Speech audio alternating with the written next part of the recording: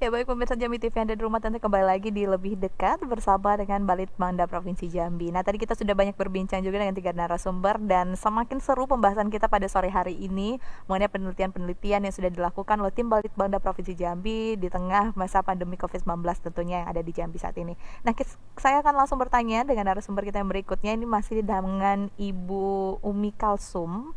Ibu Umi Kalsum, tadi kan saya sudah banyak bertanya dengan Pak Azri mengenai tim-tim peneliti yang sudah tergabung yang membantu tim Balitbangda Provinsi Jambi sendiri. Nah, untuk dari Ibu Umi Kalsum sendiri nih, ada apa saja nih Bu rekomendasi dan luaran yang sudah dihasilkan oleh tim peneliti Balitbangda Provinsi Jambi di masa pandemi saat ini?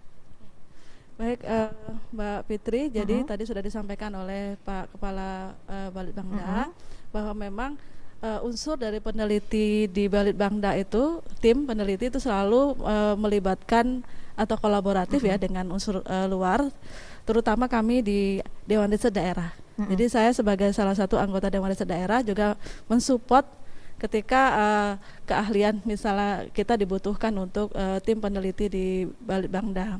Nah, apa yang sudah dihasilkan dari awal, kita sudah melakukan survei online dari bulan Maret.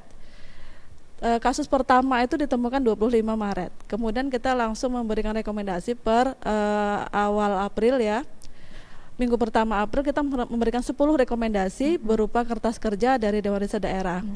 Di mana salah satunya itu meningkatkan edukasi masyarakat secara intensif. Waktu itu kemudian juga telah dilakukan oleh pemerintah daerah.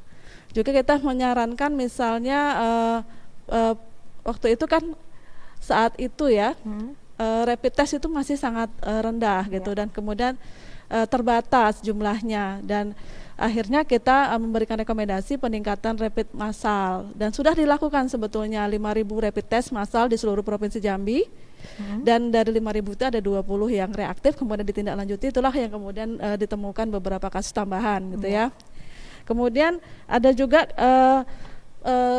kita sarankan pelaksanaan PCR itu secara mandiri harusnya, supaya kita memutus mata rantai penundaan atau delay testing. Hasilnya waktu itu bisa sampai 2 minggu kita terima, karena kita harus kirim ke Badan Litbang ya, ke pusat. Nah saat ini kita sudah 3 hari itu udah bisa kita terima hasilnya gitu. Jadi lebih cepat dan penanganan menjadi lebih cepat. Nah kemudian kita juga menyarankan menyiapkan beberapa shelter atau tempat untuk isolasi mandiri, dan ini juga sudah dilakukan oleh Pemda. Misalnya di Bapelkes itu sudah jadi shelter untuk beberapa pasien ya yang OTG.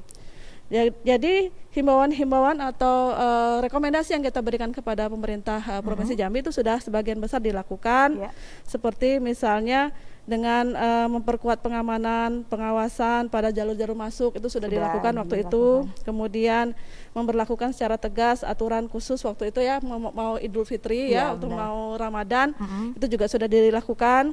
Kemudian mengatur pola perdagangan, dan banyak sekali kemudian aplikasi-aplikasi online yang muncul ya dari putra-putra daerah Jambi seperti Sangke dan sebagainya itu kan. Kemudian yang paling penting sebetulnya adalah memberdayakan partisipasi masyarakat hingga ke level rukun tetangga.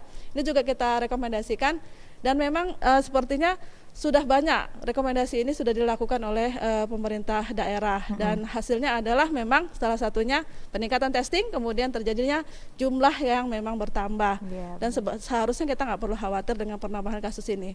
Jadi kita justru menyambut baik bahwa tindakan Satgas ya, semua gugus tugas terutama unsur dari kesehatan itu melakukan surveillance secara aktif, melakukan kontak tracing, kontak tracking. Nah ini yang untuk sebetulnya pemutusan mata rantai supaya pandemi COVID ini segera dapat dikendalikan. Jadi rekomendasi-rekomendasi yang akan datang itu sedang kita siapkan. Juga beberapa terkait dengan misalnya pertanian, kemudian perekonomian, sudah disusun rekomendasinya kepada Pemprov. Saat ini yang terakhir adalah rekomendasi terkait dengan perubahan perilaku, dan survei sedang kami siapkan, masih ada di 5 kabupaten kota lagi yang akan kami selesaikan, dan kami akan susun segera untuk rekomendasi bagaimana penerapan adaptasi kebiasaan baru ini. Kemudian luaran yang lain adalah bahwa kami memang melakukan pemetaan. Pemetaan risiko wilayah yang kata Pak Azrin tadi, zonasi setiap minggu. Dan itu sebetulnya untuk kita bagaimana melakukan pengendalian secara terpadu, secara baik berdasarkan tingkat risiko kita masing-masing. Apa aktivitas atau kegiatan yang bisa atau boleh dan apa yang tidak boleh. Nah, saat ini misalnya kondisi per tanggal 30 Agustus kemarin, ini kondisi yang terakhir, itu seluruh wilayah kabupaten kota di Provinsi Jambi itu semuanya kuning zonanya, berisiko rendah memang, tapi ada satu kabupaten yang orange, yaitu Kabupaten Batanghari. Nah, ini kita sikapi dengan bagaimana sebetulnya kita menindaklanjuti risiko dari setiap wilayah ini, bahwa bahkan kita hijau pun kita juga tetap harus harus tetap menerapkan protokol kesehatan dengan ketat, terutama 3M. Kemudian juga tetap menjaga perbatasan keluar masuk itu harus tetap diawasi. Nah, itu kan kemarin beberapa wilayah kita yang hijau seperti Merangin, kemudian Kerinci, Bungo, Tebo, itu 2 minggu atau 3 minggu terakhir itu sudah berubah menjadi tingkat risiko rendah. Yang awalnya tidak ada risiko. Nah, ini kan karena saya melihat penjagaan di perbatasan pintu masuk itu kemarin memang sudah ditiadakan, sudah tidak diaktifkan kembali, sehingga kita yang awalnya aman kemudian menjadi tidak aman lagi. Di samping itu juga perilaku kita yang disiplinnya relatif menurun dibandingkan sebelumnya. Jadi kira-kira begitu Mbak Fitri untuk rekomendasi yang sudah kami sampaikan. Iya, baik, jadi itu dia pemirsa Jambi TV yang ada di rumah, bahwa sebenarnya yang terpenting adalah kesadaran masyarakat untuk tetap menerapkan protokol kesehatan yang ada, sehingga kita bisa menekan nih untuk penyebaran virus COVID-19 itu sendiri di Provinsi Jambi. Saya akan kembali bersama Ibu Susi dari tim peneliti ekonomi Balitbang Provinsi Jambi. Nah, Ibu Susi, tadi kan kita sudah banyak berbincang juga nih bahwa tentunya aspek ekonomi sangat berpengaruh di kehidupan masyarakat di saat pandemi COVID-19 seperti ini nih, Bu. Nah, untuk dari Balitbang Provinsi Jambi, apa saja nih, Bu, rekomendasi dari sisi ekonomi tentunya yang harus dilakukan oleh pemerintah daerah Jambi dalam percepatan pembangunan pada pandemi COVID-19 seperti ini? Baik, setelah kita melakukan penelitian, kemarin kita melakukan penelitian persiapan PSBB, ternyata kita tidak direkomendasikan untuk melakukan PSBB, tapi kita sudah melakukan semi PSBB. Adapun kita melihat sisinya dari sisi ekonomi, terjadi banyak dampak-dampak perekonomian seperti munculnya orang miskin baru, UMKM yang terdampar. Artinya kita harus memulihkan ekonomi tersebut. Ya, walaupun COVID ini terus berlalu, tapi ekonomi juga harus berlangsung, kegiatan aktivitas ekonomi, karena kita bayangkan kalau memang ekonomi lumpuh. Nah, artinya kita tidak terpaku dengan COVID tetap berjalan. Yang kata Bu Umi, kita harus kunci utamanya adalah kita merubah perilaku. Bagaimana kita melaksanakan protokol kesehatan itu, baik masyarakat, pemerintah, swasta maupun pelaku bisnis. Makanya untuk pertama kita melakukan pemulihan ekonomi dengan menitik beratkan pada penguatan UMKM, gitu. Di mana dampak yang terlihat itu adalah UMKM. Jadi kita menitik beratkan. Nah, rekomendasi yang kita berikan kemarin bagaimana memberi stimulan atau suntikan dana kepada UMKM. Nah, ini sudah dilakukan ternyata oleh koperasi. Nah, koperasi itu telah memiliki dana hibah kepada UMKM sebesar 2,4 juta. Nah, ini mereka juga telah melakukan pendampingan terhadap UMKM. Pendampingan dari sisi permodalan, penyusunan proposal, pendampingan penguatan kualitas SDM, kapasitas SDM, kemudian sekarang sebar digital. Jadi kan sekarang perilaku itu sudah berubah. Sekarang berdagang itu tidak lagi melalui temu muka, karena memang dituntut berubah. Karena kita udah tidak boleh bertemu, mengatur jarak. Jadi para UMKM itu dibimbing bagaimana mereka menguasai digitalisasi. Artinya semua punya melalui e-commerce. Jadi semua punya akun. Nah, inilah sudah diterapkan bagaimana ekonomi itu mulai memulihkan ekonomi secara bertahap dengan melihat juga zonasinya. Ya, jadi kita lihat ketika zonasinya tinggi, ekonomi apa yang cocok, aktivitas apa yang cocok untuk pemulihan ekonomi tersebut. Baik, jadi tentunya dengan perkembangan zaman dan juga penataan kehidupan baru ya Bu ya di masa pandemi COVID-19 seperti ini, tentunya banyak hal-hal yang harus dirubah untuk juga mengikuti perkembangan zaman di saat pandemi COVID-19. Nah, saya akan kembali dengan Bapak Azrin selaku Kepala Balitbang Provinsi Jambi di sini. Nah, Bapak, ini kan tadi kita udah bahas dari segi ekonomi dan tentunya hal-hal dan rekomendasi yang sudah dilakukan oleh tim peneliti Balitbang Provinsi Jambi. Nah, Bapak sendiri, saya ingin bertanya nih Pak, untuk Balitbanda Provinsi Jambi. Apa saja nih inovasi yang sudah dilakukan oleh tim dari Balitbanda Provinsi Jambi sampai saat ini? Terima kasih. Jadi selama masa pandemi ini ternyata pemerintah Provinsi Jambi melalui OPD yang ada itu sudah cukup banyak melakukan inovasi. Ada beberapa inovasi yang akan kami sampaikan di sini.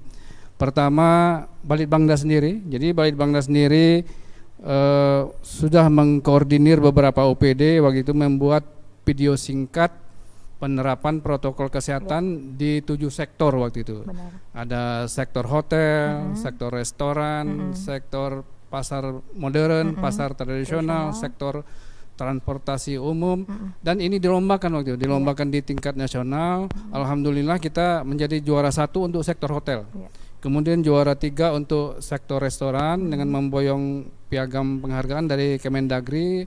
Berikut diberi dana insentif daerah sebesar 4 miliar waktu itu. Kemudian yang kedua, inovasi atau aplikasi pinjaman buku melalui online. Ini dibuat oleh Dinas Perpustakaan dan Arsip Daerah. Jadi untuk memfasilitasi pelajar, mahasiswa yang belajar dari rumah, misalnya tidak ada buku, tinggal pinjam buku di online. Misalnya minjam 1 minggu, dibuka HP, kita isi aplikasinya, tampil langsung buku yang kita pinjam itu. Misalnya minjam 1 minggu, nanti setelah 1 minggu buku itu akan hilang sendiri di HP gitu. Jadi ada aplikasinya itu. Jadi pinjam 1 minggu, dia akan tampil di HP kita selama 1 minggu. Kemudian inovasi pagelaran seni budaya secara digital. Ini dibuat oleh Dinas Pariwisata, Dinas Budaya dan Pariwisata. Jadi ini untuk memfasilitasi masyarakat yang hobi atau gemar menyaksikan pagelaran aplikasi Kalau dalam kondisi COVID ini kan dilarang berkumpul, maka diciptakanlah aplikasinya. Jadi bisa nonton melalui aplikasi yaitu pagelaran seni budaya, ada aplikasinya. Itu merupakan suatu inovasi yang cukup baik ini menurut kami. Kemudian ada lagi inovasi aplikasi belanja kebutuhan dapur secara online. Ini dibangun atau dibuat oleh Dinas Ketahanan Pangan. Jadi selama masa pandemi ini kan ibu-ibu takut kalau mau ke pasar, takut, jadi cukup buka HP, mau belanja apa dipesan melalui HP, nanti Gojek akan langsung ngantar ke rumah. Jadi ini kerjasama antara Kementerian Pertanian dengan Gojek itu. Kemudian BKD Provinsi Jambi juga tidak mau kalah menciptakan inovasi. Jadi selama masa pandemi ini kita dilarang menggunakan absensi yang digital itu, yang satu mesin dipencet rame-rame itu untuk menghindari penularan. Juga termasuk absensi yang manual juga kalau bisa dihindari, penggunaan ballpoint secara bersama-sama. Maka BKD menciptakan inovasi Siabon namanya. Jadi inovasi absensi melalui online gitu untuk ke ASN di lingkup pemerintah Provinsi Jambi. Ini baru sebagian, sebenarnya masih tim kami, tim inovasi daerah yang ada di Balitbangda saat ini sedang turun ke seluruh OPD lingkup pemerintah Provinsi Jambi untuk menghimpun atau mendata inovasi-inovasi yang dibuat selama pandemi ini. Jadi masih sedang berjalan. Kemungkinan besar masih ada inovasi lainnya yang dibuat selama masa pandemi ini. Terima kasih. Oke, baik, itu dia Bapak Azrin tadi penjelasannya bahwa inovasi-inovasi yang sudah dilakukan oleh tim Balitbangda Provinsi Jambi. Tentu kita akan kembali lagi pemirsa sesaat lagi masih di program Lebih Dekat dengan Balitbangda Provinsi Jambi.